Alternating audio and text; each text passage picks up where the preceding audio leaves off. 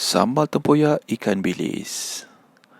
Sambal yang berlemak, rasa tempoyak yang hebat dan senang dibuat. Tunggu sehingga akhir video.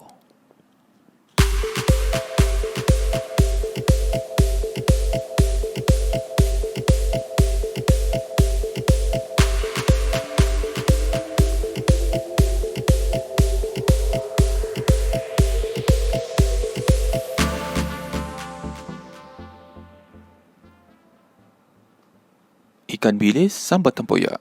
Bahan utama dia ikan bilis, daun kunyit daun kaduk, serai dan bawang merah, serta cili padi. Mula-mula, tumbuk bawang merah dan cili padi sehingga lumat.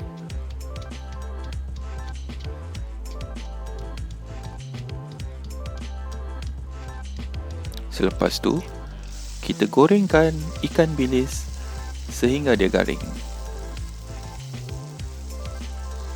Kau boleh guna apa jenis ikan bilis sekalipun, dari Sabah, dari Pangkor, matanya warna biru atau warna ungu.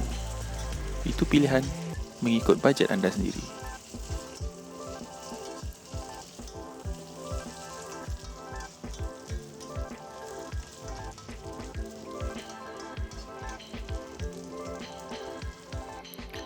Setelah ikan bilis garing, kita ketepikan dahulu.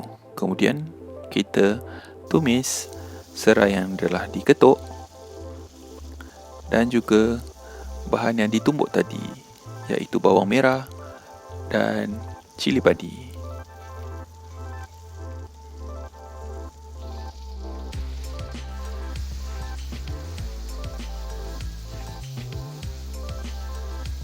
Bahan ini perlulah ditumis sehingga naik minyak.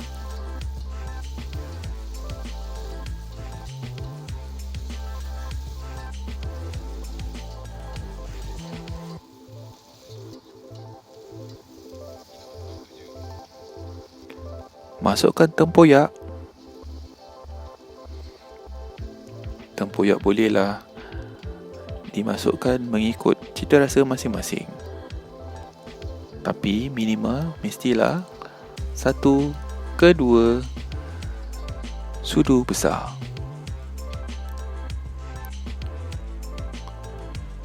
Kemudian masukkan serbuk kunyit. Serbuk kunyit di sini ialah sebagai penambah perisa dan juga memberikan warna kuning kepada sambal tempoyak anda. Masukkan santan.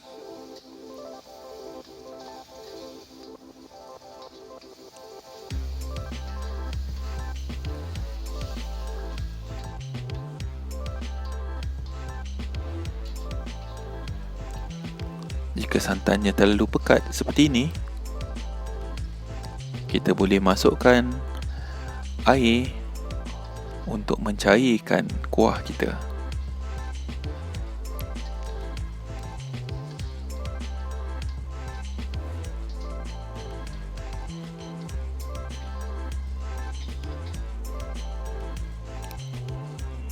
Kemudian, masukkan daun kunyit dan daun kaduk yang telah dihiris. Jika kita tak dapat jumpa daun kaduk, kita boleh gantikan dia dengan pucuk ubi.